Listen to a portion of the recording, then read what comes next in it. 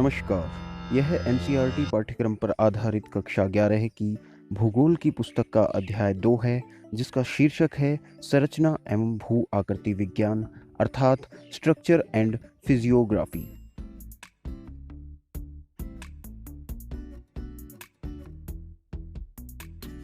उत्तरी भारत का मैदान।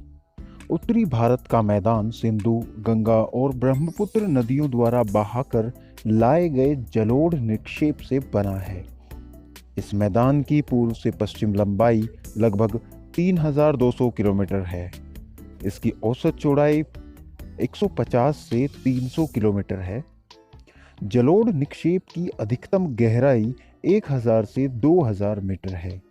उत्तर से दक्षिण दिशा में इन मैदानों को 3 भागों में बांट सकते हैं: भाबर, तराई और जलोढ़ मैदान। जलोढ़ मैदान को आगे 2 भागों में बांटा जा सकता है: खादर और बांगर।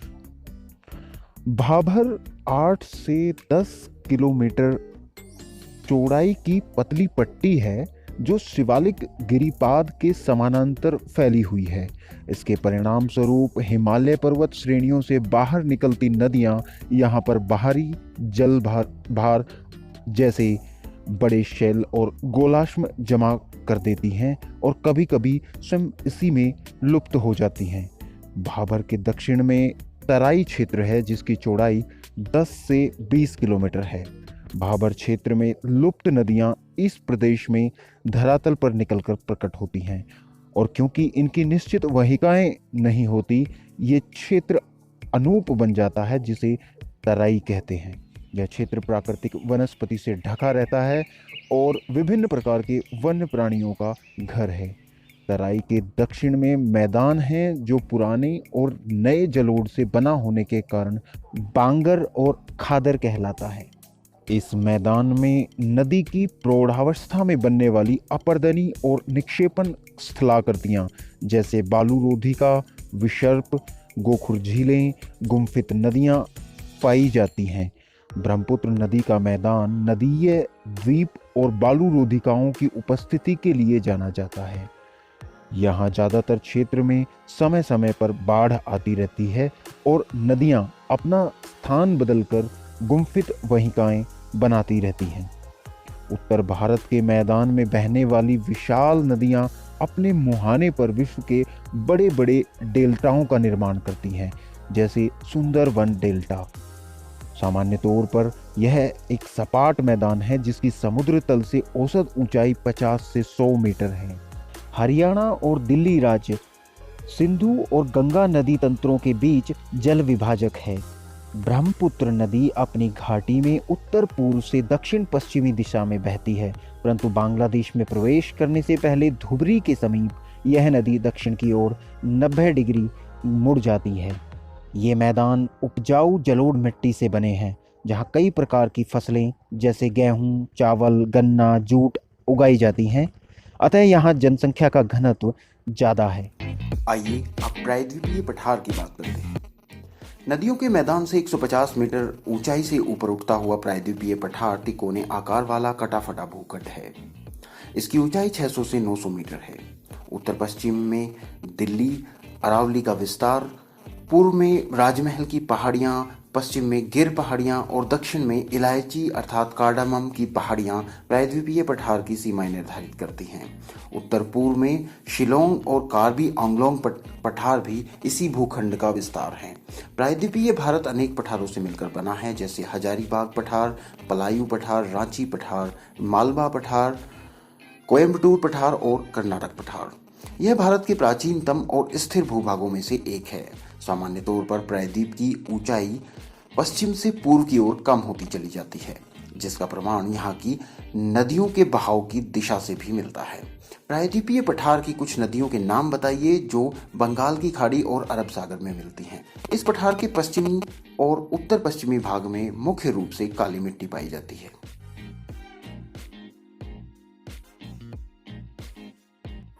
प्रायद्वीपीय पठार को मुख्यतः 3 भागों में बांटा जा सकता है: दक्कन का पठार, मध्य उच्च भूभाग और उत्तर पूर्वी पठार। दक्कन के पठार की बात करें तो इसके पश्चिम में पश्चिमी घाट और पूर्व में पूर्वी घाट, उत्तर में सतपुड़ा, मैकाल और महादेव की पहाड़ियां हैं। पश्चिमी घाट को स्थानीय तौर पर अनेक नामों से जाना जाता है। महाराष्ट्र में इसे सह्याद्री, कर्नाटक और तमिलनाडु में नीलगिरी और केरल में अन्नामलाई और इलायची की पहाड़ियां इन्हें बोला जाता है। पूर्वी घाट की तुलना में पश्चिमी घाट ऊंचे और अविरत अर्थात कंटिन्यूअस हैं। इनकी औसत ऊंचाई लगभग 1500 मीटर है, जो कि उत्तर से दक्षिण की तरफ बढ़ती चली जाती है। प्रायद्वीपीय पठार की सबसे ऊंची चोटी अन्नामुडी है, जो कि पश्चिमी घाट की अन्नामलाई पहाड़ियों में स्थित है। इसकी ऊंचाई 2695 मीटर है। दूसरी सबसे ऊंची चोटी डोडा बेटा है और कमेंट बॉक्स में आप हमें ये लिखकर बताइए कि डोडा बेटा किन पहाड़ियों में स्थित है। इसके पूर्वी हिस्से में पूर्वी घाट है। पूर्वी घाट अविरत नहीं है अर्थात कंटिन्यूअस नहीं है। ये महानदी गोदावरी, कृष्णा और कावेरी जैसी नदियों द्वारा अपर्दित है।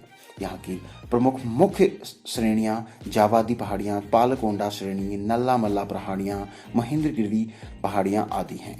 पूर्वी और पश्चिमी घाट नीलगिरी पहाड़ियों में आपस में मिलते हैं। आइए मध्य उच्च भूभाग की बात करते हैं। पश्चिम में अरावली पर्वत इसकी सीमा बनाते हैं। इसके दक्षिण में सतपुड़ा पर्वत है। ये दक्कन पठार की उत्तरी सीमा बनाते हैं। प्रायद्वीपीय पठार के इस भाग का विस्तार जैसलमेर तक है, जहां यह रेत के टिब्बों और चापाकार रेतीले टिब्बों से ढके हुए हैं, जिन्हें बरखान भी कहा जाता है।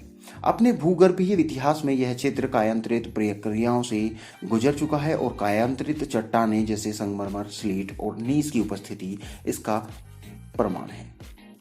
समुद्र तल से मध्य उच्च भूभाग की ऊंचाई 700 से 1000 मीटर के बीच है और उत्तर पूर्व दिशा में इसकी ऊंचाई कम होती चली जाती। यमुना की अधिकतर सहायक नदियां विंध्याचल और कैमूर श्रेणियों से निकलती हैं। बनास चंबल की एकमात्र मुख्य सहायक नदी है जो पश्चिम में अरावली से निकलती है।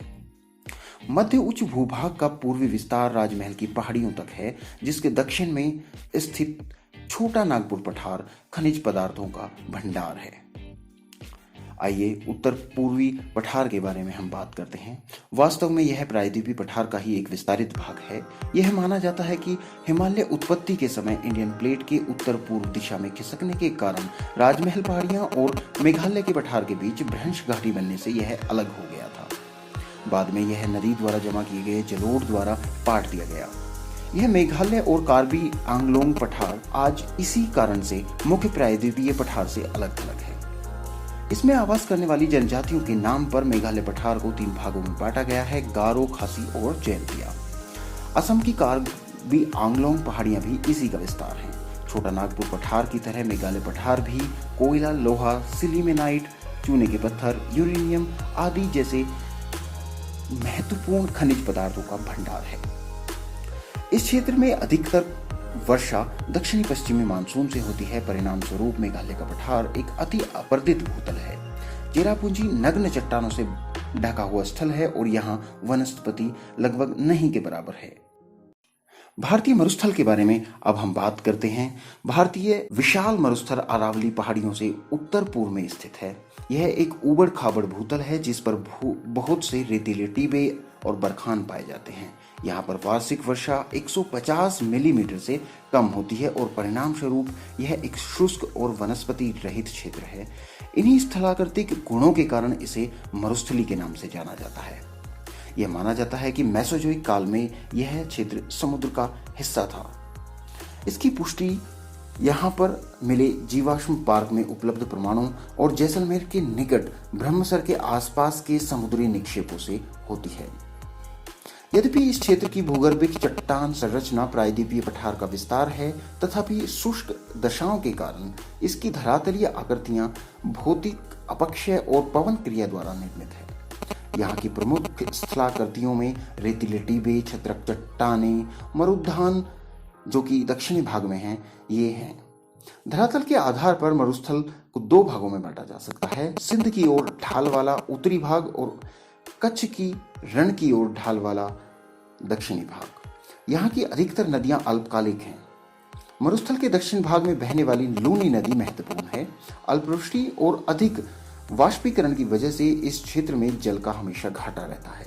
कुछ नदियां तो थोड़ी दूरी तय करने के बाद ही मरुस्थल में लुप्त हो जाती हैं। यह अंतःस्थलीय अपवाह का एक बहुत ही सुंदर उदाहरण है, जहां नदियां झील और प्लाया में मिल जाती हैं। इन प्लाया झीलों का जल खारा होता है, जिनसे नमक बनाया जाता है। आइए अब तटीय मैदान की तरफ चलते हैं। भारत की तटरेखा बहुत ही लंबी है, हम ये पहले से ही पढ़ चुके हैं। स्थिति और सक्रिय भू आकृतिक प्रक्रियाओं के आधार पर तटीय मैदानों को दो भागों में बांटा जा सकता है, पश्चिमी तटीय मैदान और पूर्वी तटीय मैदान। पश्चिमी तटीय मैदान जलमग्न तटीय मैदानों के उदाहरण हैं। ऐसा विश्वास है कि पौराणिक शहर द्वारका, जिसकी स्थापना श्री कृष्ण ने की थी, जो किसी समय पश्चिमी तट पर मुख्य भूमि पर स्थित था, अब पानी में डूब चुका है। जलमग्न होने के कारण पश्चिमी तटीय मैदान एक संकीर्ण पट्टी मात्र है और पत्तनों और बंदरगाह विकास के लिए प्राकृतिक परिस्थितियां प्रदान करता है। यहाँ पर स्थित प्राकृतिक बंदरगाहों में कांडला, मझगांव, JLN और मार्मागोवा, मंगलोर, कोचीन आदि शामिल हैं। उत्तर में गुजरात तट से दक्षिण में केरल तट तक पश्चिम में तटीय मैदान को निम्नलिखित भागों में बांटा जा सकता है। गुजरात में इसे कच्छ और काठियावाड़ तट के नाम से जानते हैं, जबकि महाराष्ट्र का कोंकण तट और गोवा तट भी प्रमुख है। कर्नाटक और केरल में क्रमशः मालाबार तट के नाम से इसे जाना जाता है। पश्चिम तटीय मैदान मध्य में संकीर्ण हैं, किंतु उत्तर और दक्षिण में चौड़े होते जाते हैं। इस तटीय मैदान में बहने वाली नदियां डेल्टा नहीं बनाती हैं। मालाबार तट की विशेष स्थलाकृति कयाल यानी कि बैक वाटर, जिसे मछली पकड़ने और अंतःस्थलीय नौकायन के लिए प्रयोग किया जाता है और पर्यटकों के लिए विशेष रूप से ये आकर्षण का केंद्र है। केरल में हर वर्ष प्रसिद्ध नेहरू ट्रॉफी वलामकाली नौका दौड़ का आयोजन पुन्नामदा कयाल में किया जाता है। पश्चिम तटीय मैदानों की तुलना में पूर्वी तटीय मैदान चौड़े हैं और उभरे हुए तटों का उदाहरण है। पूर्व की ओर बहने वाली और बंगाल की खाड़ी में गिरने वाली नदियां यहाँ लंबे चौड़े डेल्टा का निर्माण करती हैं, जिसमें महानदी, गोदावरी, कृष्णा और कावेरी का डेल्टा शामिल है। उभरा तट होने के कारण यहाँ पत्तन और पोताश्रय काफी कम है। यहाँ पर महाद्वीपीय शेल्फ की चौड़ाई 500 किलोमीटर है, जिसके कारण यहाँ पत्तनों और पोताश्रयों का विकास मुश्किल है। कमेंट बॉक्स में आप हमें बताइए कि पूर्वी तट पे कुछ महत्वपूर्ण तटों के क्या नाम हैं। आइए द्वीप समूहों की बात करते हैं, क्योंकि यह भी भारत की स्थलाकृतियों में एक महत्वपूर्ण स्थान रखते हैं। भारत में दो द्वीप समूह प्रमुख हैं, बंगाल की खाड़ी और अरब सागर में द्वीप समूह। बंगाल की खाड़ी के द्वीप समूह लगभग संख्या में 572 हैं। ये द्वीप 6 डिग्री उत्तर से 14 डिग्री उत्तर और 92 डिग्री पूर्व से 94 डिग्री पूर्व के बीच स्थित हैं। रीची द्वीप समूह और लबरेंथ द्वीप यहाँ के दो प्रमुख द्वीप समूह हैं। बंगाल की खाड़ी के द्वीपों को दो श्रेणियों में बांटा जा सकता है, उत्तर में अंडमान और दक्षिण में निकोबार। ये द्वीप समुद्र में जलमग्न पर्वतों का हिस्सा हैं। कुछ छोटे द्वीपों की उत्पत्ति ज्वालामुखी से भी जुड़ी है। बैरन आइलैंड भारत का एकमात्र जीवंत ज्वालामुखी है, जो कि निकोबार द्वीप समूह में स्थित है। यह द्वीप असंगठित कंकड़, पत्थरों और गोलाश्मों से बना हुआ है। इस द्वीप समूह की प्रमुख पर्वत चोटियों में सैंडल चोटी, जो कि उत्तरी अंडमान में, माउंट डियोवोली मध्य अंडमान में, माउंट कोयोब दक्षिणी अंडमान में और माउंट थुइलूर ग्रेट निकोबार में हैं। इनको आपको अवश्य देखना चाहिए। पश्चिमी तट के साथ कुछ प्रवाल निक्षेप तथा खूबसूरत पुलिन हैं। यहाँ स्थित द्वीपों पर संवहनीय वर्षा होती है और यहाँ भूमध्य रेखीय प्रकार की वनस्पति उगती है। अरब सागर के द्वीपों में लक्षद्वीप और मिनिकोय शामिल हैं। ये द्वीप 8 डिग्री उत्तर से 12 डिग्री उत्तर और 71 डिग्री पूर्व से 74 डिग्री पूर्व के बीच बिखरे हुए हैं। ये केरल तट से 250 किलोमीटर से 480 किलोमीटर की दूरी पर स्थित हैं। पूरा द्वीप समूह प्रवाल निक्षेप से बना हुआ है। यहाँ 36 द्वीप हैं और इनमें 11 पर मानव का आवास है। मिनिकोय सबसे बड़ा द्वीप है, जिसका क्षेत्रफल 553 वर्ग किलोमीटर है। पूरा द्वीप समूह 11 डिग्री चैनल द्वारा 2 भागों में बटा हुआ है। उत्तर में अमीनी द्वीप और दक्षिण में कनानोरे द्वीप हैं। आपको यह वीडियो कैसी लगी, अपनी प्रतिक्रिया हमें कमेंट बॉक्स में जरूर दें ताकि हम अगली वीडियो में उचित सुधार कर सकें। धन्यवाद।